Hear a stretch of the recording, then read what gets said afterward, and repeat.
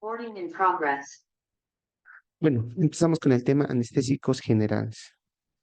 Este es un tema muy interesante,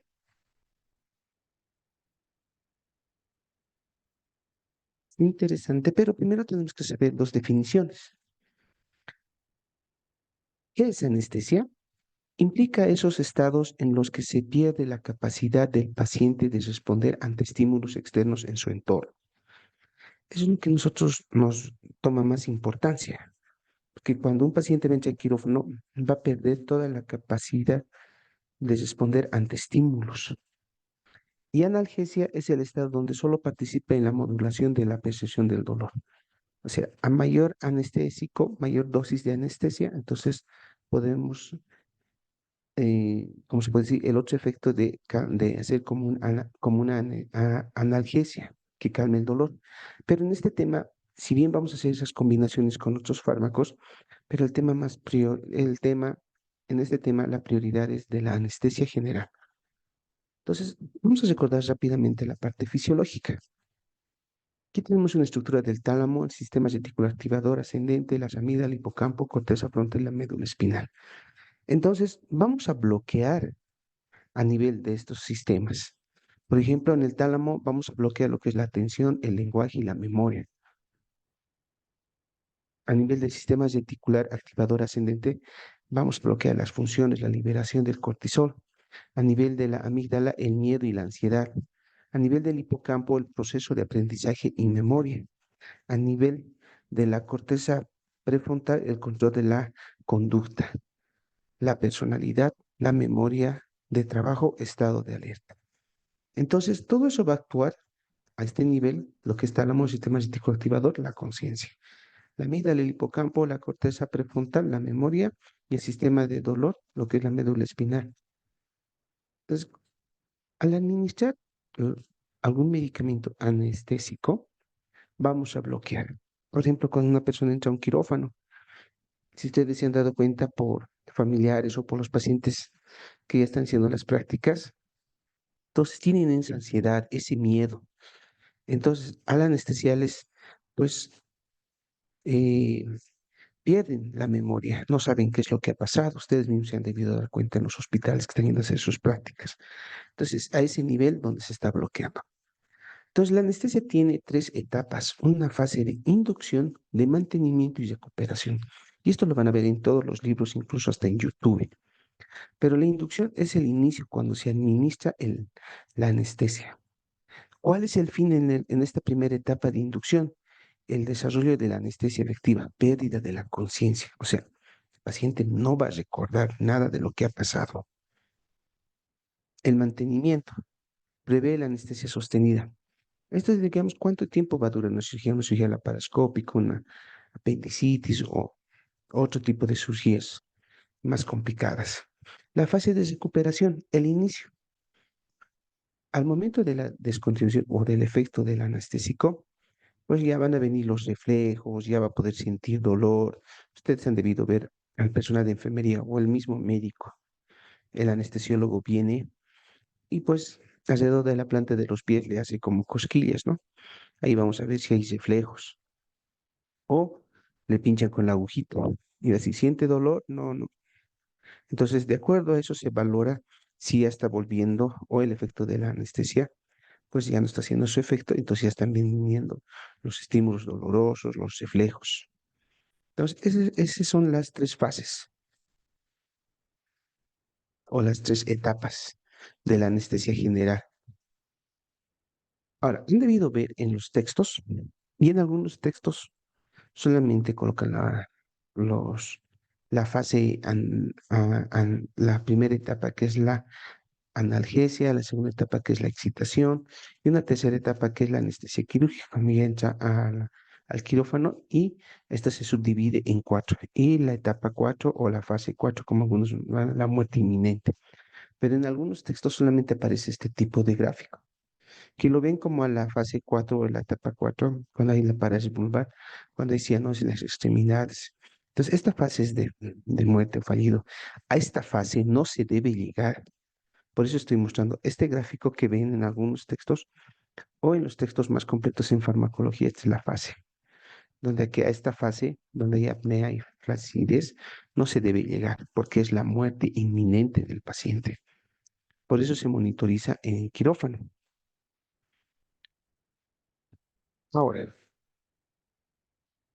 estas cuatro etapas o cuatro fases, también en algunos textos lo llaman, pues es lo que nosotros debemos hacer un seguimiento, un control, una monitorización con los equipos del paciente.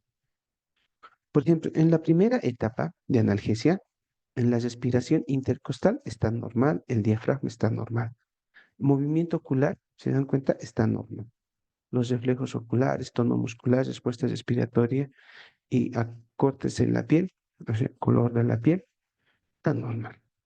En la etapa 2 de excitación, también está normal, solamente el movimiento ocular ya un poco está declinado. Entonces aquí ya se vuelve más dilatado, lo que nosotros conocemos por miosis y midriasis, ¿no? Reflejos palpebrales también ya están disminuyendo. Tono muscular tenso por combatividad. Hasta aquí estamos bien. Luego ya viene la tercera etapa, que es la anestesia quirúrgica. Hay un primer plano, donde se da cuenta, la respiración ya no está normal. Entonces necesita de una ventilación, tanto intercostal como diafragmática. Entonces va disminuyendo, si se dan cuenta, la respiración en el plano 2. En el plano 3 también ya va disminuyendo, en el plano 4 igual. Por eso es que ya están entubados los pacientes, porque ya no hay movimiento respiratorio intercostal ni diafragmático. Este es en la fase quirúrgica, cuando ya el paciente está en quirófano, por cualquier cirugía. Entonces, movimientos oculares, sin movimiento ocular, hasta el plano 2. Después ya de una midriasis y hay una miosis. Y tiene que llegar hasta una midriasis, dilatación de la pupila. Y no puede estar, porque esto nos va a avisar a nosotros que el paciente, si bien lo estamos controlando, estamos monitorizando y la anestesia está haciendo su efecto mientras que dure el proceso quirúrgico, pero no debe llegar a esto. Pasa ya más de esto, como ustedes se van en la línea, entonces puede ser una muerte inminente del paciente que esté en quirófano por cualquier cirugía. Entonces, esto si bien es antiguo, si más no me acuerdo, es de 1840 hasta que está, miren, 1920 a 1937 el doctor según Artun lo ha implementado esto. Hasta el momento seguimos con esto. No ha habido ninguna modificación. Entonces, si se dan cuenta, en los reflejos oculares, corneal, pupilar, a la luz, hay reflejos. Luego está sin reflejo en el plano 4, pero no debe pasar, si se dan cuenta de la línea blanquita, no debe pasar hasta dilatado, porque es una muerte, la muerte es inminente.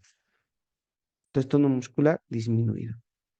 Respuesta respiratoria corta de la piel, sin respuesta corta.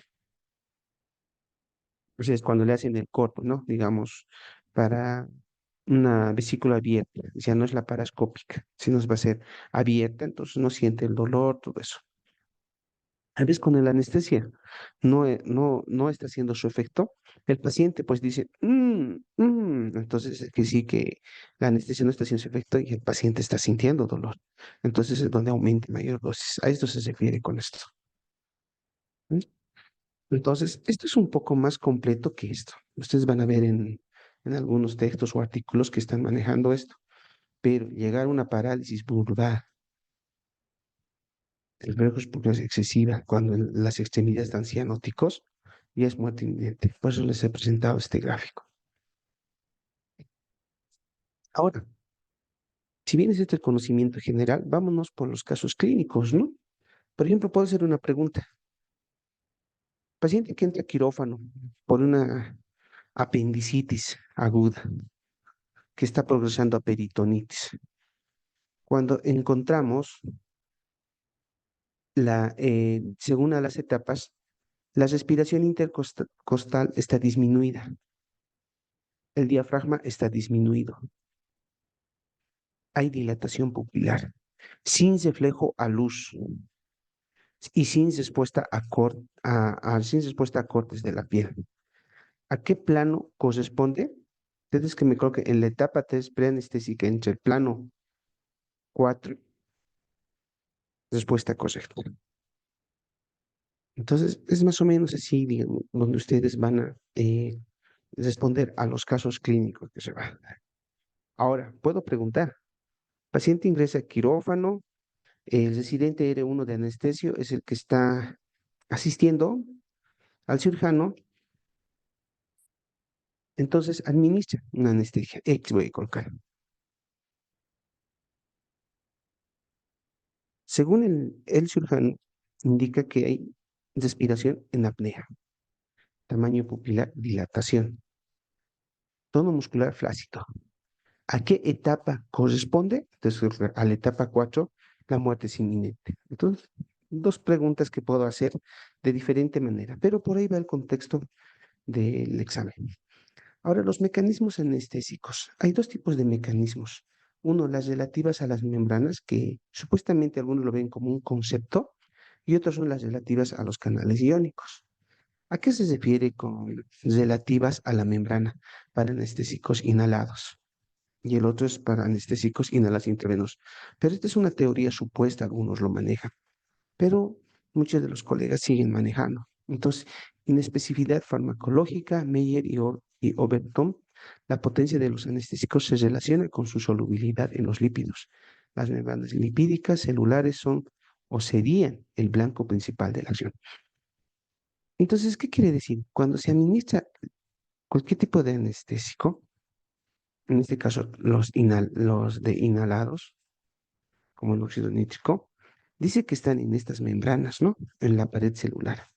Todo lo que ven con negrito, aquí está el canal de sodio, lo bloquea ahí para que no esté abierto el canal de sodio y esté bloqueado. Entonces, todo lo que ven esto son los negritos, es el fármaco anestésico, que lo bloquea, como ven aquí, para que no haya una liposolubilidad, para que la anestesia o el fármaco no atraviese de la membrana externa a la membrana interna. Es una teoría, ¿no?, que siguen manejando actualmente. La otra teoría son lo que relativamente bloquean los canales iónicos, tanto para los anestésicos inhalados y los intravenosos. Su acción es molecular y específica en en el complejo GABA. Entonces ya tenemos, ¿no? Y tiene sus subunidades de proteína beta, alfa, beta, gamma, ¿no? Entonces, cada fármaco, como ven aquí, tiene su receptor. Los barbitúricos en el alfa, etominato también en el beta, propofol en el beta, alotano también en el beta, pero ya no se utiliza porque es muy hepatotóxico. Halogenados, que son derivados, también en el beta, benzodiazepinas en el alfa. Y en el gamma no tenemos. Entonces, es a través de estos subunidades que los receptores están ahí y hacen que atraviese la membrana y del espacio externo al espacio interno, pues pase el anestésico y haga su efecto. Como aquí ustedes ven, en la gamma presenta sus 5 subunidades: alfa, beta, gamma, delta y epsilon. Pero aquí no tenemos el epsilon. Entonces, este es el gráfico que tenemos. Esto es para conocimiento general, que ustedes ya lo han visto. Entonces, los efectos anestésicos tienen uno de inmovilidad, sedación e hipnóticos, amnesia y memoria. Inmovilidad. La abolición de los movimientos como respuesta al dolor es mediada primariamente a nivel de la médula espinal.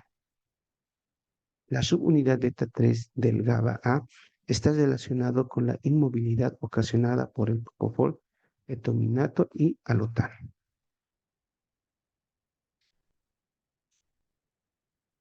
Entonces, puedo hacer una pregunta, ¿no?, de este acápite.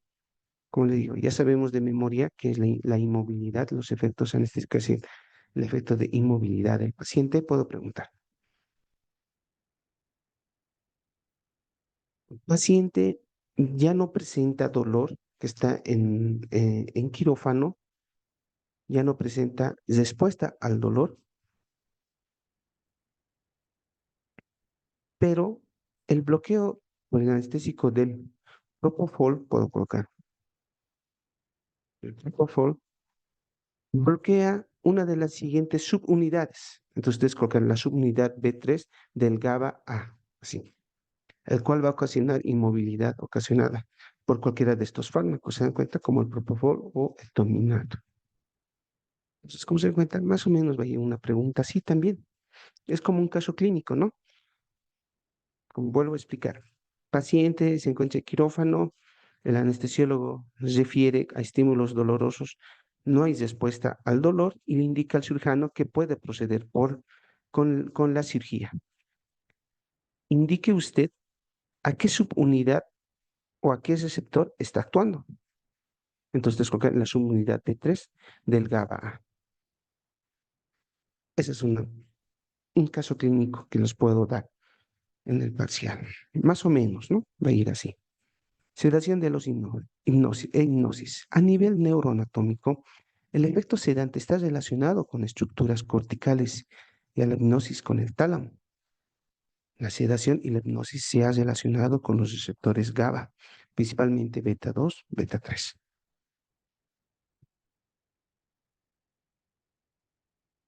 Entonces, aquí podemos decir, ¿no? Que el efecto sedante del paciente que se encuentra en quirófano va a actuar en uno de los siguientes receptores. La sedación de la hipnosis y sedación va a actuar en uno de los siguientes receptores. Ustedes colocarán en el beta 2 y beta 3.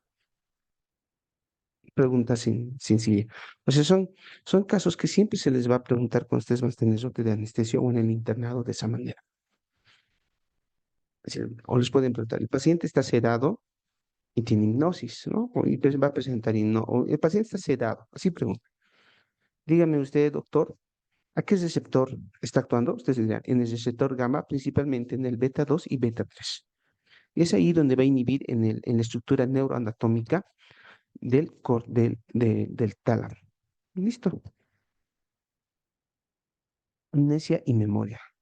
El núcleo tubero mamilar del hipotálamo, modulado por el GABA, en especial por interacciones entre este y la subunidad alfa 5 de su receptor. Está relacionado con los estados del sueño producidos por acción sedativa de los agentes intravenosos o inhalados. Entonces, en el cerebro la depresión es selectiva. La captación de la glucosa indica que el tálamo y la formación reticular mesencefálica son más deprimidos que otras regiones. El sistema reticular activador del tálamo y la protuberancia, la amígdala, el hipocampo están implicados en la cognición, la memoria, el aprendizaje, el sueño y la atención. Entonces, cuando vamos a iniciar un anestésico inhalador o el óxido nitroso, va a entrar por el alveolo, va a haber el intercambio, entra por la arteria, va a ir hacia otros órganos. Por ejemplo, el óxido nítrico no se metaboliza. Cuidado que sea pregunta de examen. Va hacia el cerebro, luego viene por las venas, vuelve otra vez y se elimina por los pulmones. Por eso el óxido nítrico como anestésico no se metaboliza. Cuidado que sea pregunta de examen. Ahora, el óxido nítrico, como les dije, no se metaboliza. Ingresa por los alvéolos y se elimina por los alvéolos. El alotano, este sí se metaboliza, pero como les dije, el alotano no se utiliza ya actualmente porque es potencialmente hepatotóxico. Y el metoxiflurano es nefrotóxico. Ahora, dice que o sea, la hepatotoxicidad no puede ser a la primera. En algunos casos sí. Saben que en medicina 2 más 2 no va a ser 4. Pero dice para que presente hepatotoxicidad, por lo menos tiene que tener 2 cirugías o más, pero se puede presentar en la primera. En la nefrotoxicidad por el metoxiflurano, metoxiflurano también es nefrotóxico. También dicen que puede ser en 1 o 2 cirugías o más. Pero, ¿qué hacemos? Yo puedo hacer una pregunta de examen así. Paciente ingresa en una emergencia de una peritonitis complicada de 18 años de edad.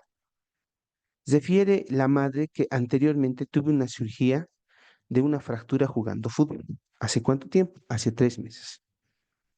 Y hace poco presentó un dolor abdominal, el cual se hizo todos los estudios, y sí, placa de X compatible con peritonitis, ecografía compatible, laboratorios leucos elevados, lado izquierdo.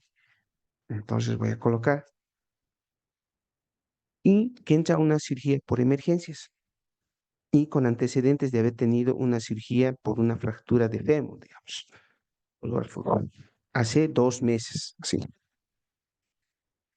Y voy a colocar que el paciente también es un poquito con un índice de masa corporal de obesidad. Ahí ya estoy dando otra regla. Entonces yo voy a decir, paciente después de la cirugía recupera, pero presenta ictericia, hepatomegalia, y refiere que el laboratorio hepático o perfil hepático, todo está elevado. No voy a ser un poco más detallado, pero puedo preguntar así. El perfil hepático, todo está alterado. Explique qué tipo de fármaco causa una hepatotoxicidad potencial. Y ustedes dirán el alotano, pero no se utiliza, pero como referencia. Entonces voy a colocar otro. Paciente de 50 años de edad, ahora nos vamos a ir a este lado, a este paciente con el fármaco del metoxiflurano. Paciente de 50 años de edad, eh, ingresa a quirófano por presentar mm, una fractura de húmero expuesta. También es obeso. Además, refiere que por tener múltiples infecciones urinarias, su creatinina mantiene entre 1,8 o su creatinina se encuentra en 2,2. Y posteriormente a la cirugía, como el médico era un R1, R2 o R3, entonces entra a quirófano y posteriormente a la cirugía refiere que la creatinina está en 5,8. Diga usted, ¿cuál es el fármaco que ha causado la nefrotoxicidad severa? Y ustedes te colocarán el metoxiflurano. O más o menos otro tipo de casos va a ser para que, si ustedes se dan cuenta, si saben cuál es el fármaco que causa la hepatotoxicidad y la neurotoxicidad, van a poder fácilmente responder un caso clínico. Ahora vamos con el óxido nítrico. La concentración ah, mínima alveolar 104. El ratio en sangre 0,5. Efectos cardiovasculares es mínimo. Otras características que tiene este fármaco es el inicio y su recuperación es rápida. No, tiene, no, no se metaboliza. Hipoxia disfuncional, abortos espontáneos. El MAC, mm, es muy importante conocer el MAC porque cuando está menos de 0,5, eh, el fármaco anestésico es más potente. Cuando está así 104 o más, su efecto anestésico es débil. Y aquí su ratio está 0,5. Está permitido entre 0,5, si ustedes han leído en los libros, está entre 0,5 a 2. Aquí está entre 2,3, pero de 0,5 a 2. Si es mayor, entonces el efecto del anestésico es débil. Si es menor entre esto, de 2 a 5, su efecto anestésico es potente. Entonces, de eso nosotros nos basamos. ¿Listo? Entonces, el alotano no se utiliza, pero estamos conociendo sus efectos cardiovasculares, sensibilidad al corazón, ante las categorías nos van a dar arritmias, todo eso. Otros que es de hipertermia maligna, aumento de la temperatura, hepatitis, arritmias cardíacas. Es por eso que no se ha utilizado. Por eso hay otras sustancias halogenadas fluoranatos como desflurano, sevoflurano, que ya se utilizan. Pero el alotano no, que es potencialmente hepatotóxico. Ah, la inducción y la recuperación. El óxido nítrico, miren, es rápido la inducción, o sea, la anestesia es más rápida que el desflurano, sevoflurano, isoflurano, que el alotano. Por eso el alotano ya no se utiliza. Pero la recuperación es también más rápida. Miren, del óxido nítrico. Y luego vienen los otros fármacos. Intercambia. Por eso es que el alotano ya no se ha utilizado. Entonces, su efecto de inducción, o sea, de que haga el efecto anestésico es rápido y la recuperación es también rápida del óxido nítrico. Es lo que nos quiere decir. Vamos a los anestésicos. Intravenosos, el tiopental, que es un barbitúrico, midazolam, benzodiazepina, el propofol y el fentanilo. El tiopental, si es un bien barbitúrico, se usa también para la inducción. Muy liposoluble y su inicio es rápido, su acción es corta debido a su redistribución. El midazolam, que es parte de las benzodiazepinas, se usa para más para la sedación preoperatoria, amnesia anterograda, inducción y deprime la función respiratoria. El propofol, su uso para la inducción, mantenimiento de la anestesia, antiemético, deprime el sistema nervioso central y el corazón y prolonga la actividad de los estados de la GABA. El fentanilo, que es un opioide, usado para la inducción del mantenimiento de la anestesia, deprime la función respiratoria. Y la ketamina, ketamina anestesia disociativa. ¿Qué quiere decir anestesia disociativa? Que el paciente, aunque esté anestesiado, puede estar con los ojos abiertos como si les estuviera mirando a ustedes. Incluso puede hasta tener estímulos de reflejo como mover la mano, mover los pies. Y ustedes van a pensar que el paciente no está anestesiado, parece que estuviera despierto. Entonces, eso es una anestesia disociativa. Agonista de los receptores, el DMDA. El DMDA, ustedes como ya saben, son las abreviaturas nada más que el N-metil de aspartato, ¿no? A nivel de ese receptor, inducción de la anestesia, alucinaciones, delirio, estimulación cardiovascular, aumenta la presión intracraneana. Entonces, enseguida les voy a decir cómo se puede preguntar los casos clínicos de estos fármacos. Entonces tenemos los gaseosos, ¿no? El óxido nitroso, que es inhalado, ya tenemos los fármacos. Entonces yo pues uno de los siguientes fármacos se puede utilizar para una anestesia de una cirugía, digamos, de un CA de mama, el cual no va a producir hepatotoxicidad. Ustedes colocarán eflurano, sevoflurano, isoflurano, desflurano, pero menos el alotano. ¿Ve? Así de sencillo. Entre los inyectantes, los barbitos de acción corta, ya saben. Los hipnóticos y sedantes no barbitúricos como propofol, etomidato, disociativos, la ketamina. Esto. Si hemos hablado hace ratito, se dan cuenta de inducción, mantenimiento y recuperación, pero ahora vamos a hablar de los fármacos, más específicamente, porque aquí era más de manera general.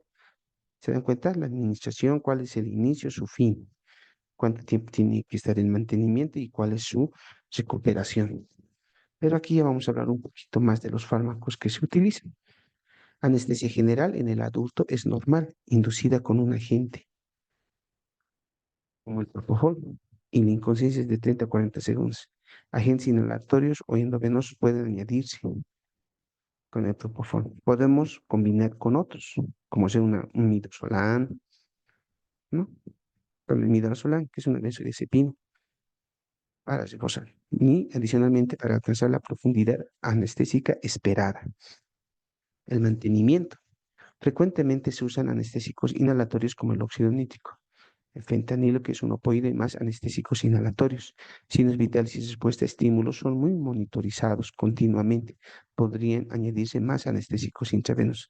Entonces podemos combinar con el óxido nitroso otros fármacos, como el fentanilo, que también que es no es anestésico, más es analgésico. La recuperación es lo opuesto a la inducción. Las drogas anestésicas son retiradas. Paciente debe ser monitorizado hasta que se recupere la conciencia de las funciones fisiológicas normales como respiración espontánea, presión arterial normal. Los efectos. A nivel del sistema cardiovascular, la depresión puede disminuir la presión arterial media, o sea, no va a haber mucha circulación de oxígeno, como es el alotano, el fluorano, fluorano, isoflurano, sevoflurano. O sea, como todo fármaco, siempre va a tener sus efectos. Entonces van a causar bradicardia, el alotano también taquicardia, isoflurano y desflurano. Disminución del consumo del oxígeno, que dije. Cuando va a disminuir la presión arterial media, va a haber disminución del oxígeno. Sensibilización de las catecolaminas, alotano y isoflurano. Ahora yo puedo preguntar en este caso, paciente ingresa a quirófano por una cirugía X, inmediatamente el anestesiólogo refiere que presenta taquicardia. En extra de 80, 75, le presenta una taquicardia de 140, 150. Escriba usted cuál es el fármaco que produce la taquicardia. Entonces ustedes colocan isoflurano, desflurano. Cualquiera de los tres va a haber. Alotano, isoflurano, propofol, fentanil. Entonces yo colocaría uno de estos dos. ¿Se dan cuenta? Y ustedes dirán, el isoflurano pues causa una taquicardia porque es uno de sus efectos sistémicos a nivel cardíaco. Entonces va a deprimir, ¿no? Entonces ustedes colocarán isoflurano o desflurano, cualquiera de los dos fármacos. Se dan cuenta, no es muy complicado los casos clínicos cuando ustedes saben los fármacos, sus efectos, ¿no? Sus efectos adversos. En el aparato respiratorio van a causar depresión, aumento de la frecuencia respiratoria, pero la ventilación por minuto. Mayor grado de depresión, isoflurano, eflurano. Depresión de la función mucociliar, acumulación de moco. No va a poder excretar el paciente las secreciones mucosas. Por eso es que se le aspira al paciente, si se han dado cuenta. Pero en algunos casos, algunos administran atropina, porque ustedes saben que cuando un paciente se intoxica con órganos fosforados, pues la atropina hace que mayormente secrete mayor salivación, ¿no? Secreciones. Entonces, la atropina, ¿qué hace? Que inhiba la secreción. Pero en este caso se puede, si se complica, pero si no, con aspiración. No hay ningún problema en eso. Con aspiración se puede controlar. Broncodilatadores, mayormente el alotano, sevoflurano, tos, mayormente desflurano. Entonces yo puedo preguntar, miren si se dan cuenta, tanto a nivel cardiorrespiratorio. Paciente ingresa a quirófano, usted es el cirujano, el anestesiólogo les refiere que el paciente presenta taquicardia. mm, Después presenta depresión respiratoria, acumulación de mucha secreción mucosa. Usted diga cuál es el fármaco que está causando este efecto en el grupo de anestésicos intravenosos. Ustedes colocarán isoflurano o desflurano, porque si dan cuenta, causa. Y entonces, es una pregunta también que se puede hacer, o más o menos yo lo voy a madurar y lo voy a preguntar de esa manera, ahora que ya vienen con casos clínicos, esta sección. Entonces, a nivel del cerebro, aumento de la presión intracraniana por flujo sanguíneo cerebral, disminución del óxido nitroso, los halogenados, convulsivantes, efluvulanos. El efluvulano puede causar convulsiones. A nivel del riñón, incrementa la resistencia vascular renal. A nivel del hígado, disminuye el flujo hepático. A nivel del músculo liso uterino, relajación, halogenados como los hidrocarbonatos. Pero aquí nos interesan los derivados del alotano, que son isoflurano y el desflurano, que nos pueden producir relajación muscular. Entonces, más o menos ya se están dando. A nivel de si este era efectos sistémicos, esta es la toxicidad, hepatotoxicidad severa, el alotano se echa. La incidencia, miren, 1 en 20.000 o en 35.000 personas. Eso es de acuerdo a la literatura de cada texto.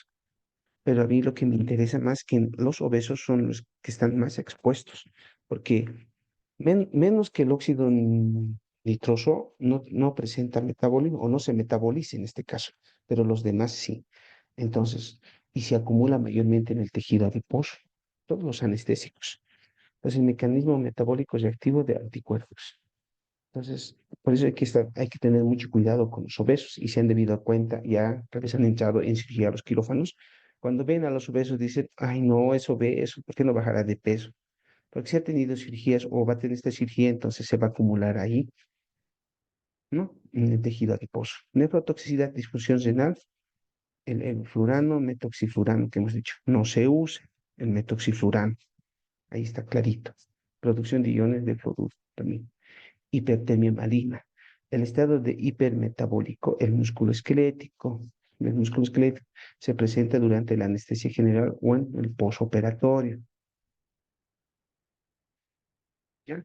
La incidencia en niños, uno en cada 15.000 adultos, uno en cada 50.000 o 100.000. Las manifestaciones son taquicardia, hipertensión, cianosis, temperatura mayor o igual a 43. Se presentan con anestésicos inhalatorios o relajantes musculares. También hay otro que puede producir bioquímicamente dicen, por el incremento de calcio libre en las células musculoesqueléticas, ¿no? Tratamiento con daltronel. Toxicidad crónica. Antes puedo hacer otra pregunta, más o menos como les digo, estamos en una etapa de preparación, no en una etapa, digamos, de que ustedes, digamos, o como dicen, pescaditas. Viendo la hepatotoxicidad, la nefrotoxicidad y la hipertemia maligna, yo voy a colocar paciente luego de salir luego de salir de quirófano, se encuentra en la sala de recuperación. Usted como médico observa, mm, observa que el paciente presenta, digamos, taquicardia, hipertensión, cianosis en extremidades y la temperatura fluctúa entre 39 a las 8 horas. Personal de turno vuelve a tomar a las 6 horas y entre 40. Turno noche refiere que está entre 41 y 43. eh, y con los antecedentes que ha tenido de entrar a una cirugía y está presentando estas manifestaciones, diga usted cuál es el tratamiento que indicará de acuerdo a los antecedentes de ser posoperatorio. Entonces ustedes dirán Daltronel. Es el antídoto o el fármaco que va a inhibir todo eso. Ahora, toxicidad crónica, personal de sala de operación. Mm, esto ya está, antiguamente no manejaba mucho, pero actualmente los artículos también ya manejan desde, si más no me equivoco, desde el 2000. Se ha encontrado en personal de salud, más que todo en personal de enfermería, auxiliares de enfermería, que están constantemente en sala de quirófano. Si ustedes han hecho quirófano, algunos ya están 15, 20, más de 10 años trabajando. Entonces no quieren moverse tampoco ellos de su sala o de su servicio como es el quirófano, porque ya conocen la rutina, el manejo. Entonces, se ha encontrado ya en artículos, porque digo, en algunos libros mencionan, pero no muy detallado en artículos, que ha sido que incrementa, ¿no? La parte de incidencia de cáncer, la capacidad de productividad, mayor incidencia de abortos, esteratogénesis, anemia megaloblástica. ¿Por qué? Si bien los anestesiólogos utilizan, pero siempre hay mínima fuga que se puede inhalar.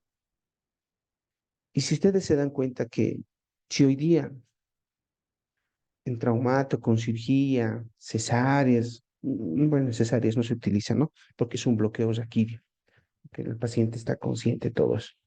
En cesáreas no se utiliza, en una anestesia general, sino en otras cirugías, por lo menos que entren a tres a cuatro cirugías durante el día, imagínense, y que ya hasta más de 15 20 años el personal de salud como enfermería, pues tiene la probabilidad de tener cáncer, incidencia de abortos.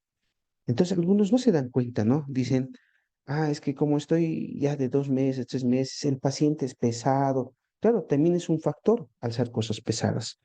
El paciente es pesado, estoy manejándole, tengo que mover hasta que se despierte. Es por el estrés, pero ya se ha dado estudios que a veces es por la inhalación, aunque sea poquito, pero cuando están más de 15 20 años, pues tiene predisposición. Es por eso que nosotros, la parte de los que son administrativos o directores, personal de enseñanza, jefes de jefaturas como de enfermería, quieren pues hacer rotar al personal, pero siempre velando su salud, pero algunos no se dan cuenta de esto, ¿no? Quieren estar siempre en sus servicios porque ya conocen el manejo. Eso es un anestésicos inyectados. Vamos a ser más resumido en esto. Barbitúricos de acción corta, como el tiopental, atraviesa rápidamente la barrera hematoencefálica. Se usan como inductores disminuye la presión arterial y el gasto cardíaco. Es un depresor cardíaco, entonces, el tiopental. ¿No? No modifica la presión intracraniana. Se presenta normalmente una solución de 2,5 que permanece estable a temperaturas, es altamente alcalino cuando se diluye en agua o en solución fisiológica. La solución altamente alcalina e incompatible para mezclar con otras drogas ácidas como opioides. Dosis recomendada de 3,5 miligramos por kilogramo, ¿no? Para la inducción de la anestesia en adultos, basada en el peso corporal también. Anestésicos, nosotros vamos con las benzodiazepinas, como el diazepam, que nos sirve para la inducción de la anestesia. Inducción de la anestesia. El lorazepam también, por ejemplo, y el midazolam que se utiliza más que todo, ¿no? En esto, tanto el diazepam, lorazepam no, pero el midazolam es de uso, de 0,2 a 0,3 miligramos por kilogramo. ¿No? Se administra endovenoso. Analgésicos opioides. Dosis elevada producen anestesia general. A dosis elevada, a su dosis normal o menos, es analgésico, como sea la morfina, el fentanil. Ahora, la morfina utilizamos, ¿no? Porque si estás en va a entrar a una cirugía y está así incitable o va a salir del posoperatorio, pues van a sentir dolor. Entonces le da la morfina para que ya tenga su efecto anestésico, para que no sienta dolor de la herida. O podemos dar el fentanil, que el fentanil es 100 veces más poderoso que la morfina, ¿no? Y sus derivados del fentanil, sufentanil, afentanil, zemifentanil. Entonces, yo puedo hacer otra pregunta, ¿no? El paciente refiere que después de salir de la sala, pacientes postquirúrgico o posoperatorio, como lo llaman. Cualquiera de los dos términos vale, postquirúrgico o posoperatorio. Refiere que la administración del dolor de su cirugía abierta de vesícula biliar presenta mucho dolor. Se le ha indicado media tableta de morfina cada 12 horas. Aún así, paciente presenta mucho dolor. Diga usted, y el paciente se pone irritable, se pone pero siente dolor. O sea, eso también usted tiene que ver, ¿no? No como el personal dice, no, aguántese, no. Nuestro trabajo siempre es de nosotros tratar al paciente. Entonces, diga usted como médico, ya que la morfina no hace efecto, estaría si el caso clínico, ¿cuál sería el otro fármaco que usted utilizaría como una analgesia con efecto, eh, con efecto más rápido? No sé, o con efecto analgésico mejor, algo así voy a preguntar. Y ustedes colocarán el fentanil, ya les he dicho. La morfina, si bien tiene su efecto analgésico, pero el fentanil es 100 veces más. Y si el paciente presenta mucho dolor, pues hay que calmarle el dolor. Entonces, ¿cuál es el otro fármaco que usted utilizaría? ¿O cuál? O, ¿sabes? Porque el paciente presenta mucho dolor, refiere que no calma con ketorolaco. Entonces, yo pues sí, uno de los siguientes fármacos es potencialmente analgésico. Yo creo que de morfina, fentanilo, ketorolaco, ibuprofeno, no sé, meloxicam. Entonces ustedes colocarán fentanil, que es más, 100 veces más fuerte que la morfina. ¿Listo? Ahora vamos con el propofol, que son seguimos con los anestésicos inyectables. La dosis menores de 50 años de 2 a 2,5 se administra en bolo cada 10 segundos hasta la inducción de la anestesia. En adultos mayores de 55 años, pacientes debilitados, administrar de 1 a 1,5 por kilogramo peso en un bolo cada 10 segundos hasta la inducción. Inicio su acción es similar a los barbitúricos. La recuperación también con el propofol es más rápida, ¿no? Presenta acción antiemética, se usa en inducción y mantenimiento también para producir sedación prolongada, el efecto inotrópico negativo, apnea, movimientos musculares, temblor, en niños, acidosis grave y secuelas neurológicas. Entonces yo puedo colocar un dato, ¿no? Un laboratorio voy a colocar, en este caso, de una acidosis en un niño, digamos, de 5 o 6 años, ingresa por una apendicitis de emergencia y después del posoperatorio, paciente presenta con estos laboratorios, chin, chin, chin, y ustedes leerán, pues como usted ya ha pasado su laboratorio, estimados compañeros, entonces ustedes dirán, ¿esta es una acidosis o es una alcalosis? Entonces, si dice que es acidosis, pues yo colocaría, ¿qué fármaco causa acidosis en los niños? Entonces ustedes dirán propofol, pero viendo el laboratorio. Cuidado que les coloque alcalosis y ustedes tendrán que, si coloca alcalosis, no, ningún fármaco ha producido alcalosis. Chin. Pero si ven que en el laboratorio sale de acidosis, entonces ustedes dirán propofol. ¿Ya? Etomidato. La inyección intravenosa de 100 a 400 picogramos por kilogramo, la infusión es de 0,5 a 1 miligramo por minuto, de 10 a 20 picogramos por kilogramo por minuto. De uso en inducción, causa menor depresión cardiovascular respiratoria, no posee efectos analgésicos, produce náuseas, vómitos en el posoperatorio, supresión anticortical. La ketamina es otro fármaco que también se utiliza. Anestésica disociativa, lo que yo les iba diciendo. ¿Por qué lo dicen anestésica disociativa? Porque el paciente van a ver con los ojos abiertos como les estuviera mirando a ustedes. Va a mover las extremidades inferiores o superiores y van a pensar ustedes, este no está anestesiado. Por eso se mueve. Pero eso es su efecto. Pues, anestesia disociativa. Fumina, amnesia, analgesia, puede haber pérdida de la conciencia o no. Bloquea el receptor NMDA. Y eso ustedes tienen que acordarse, que es N-metil de aspartato. También bloquea al receptor de serotonina. 5-HT3.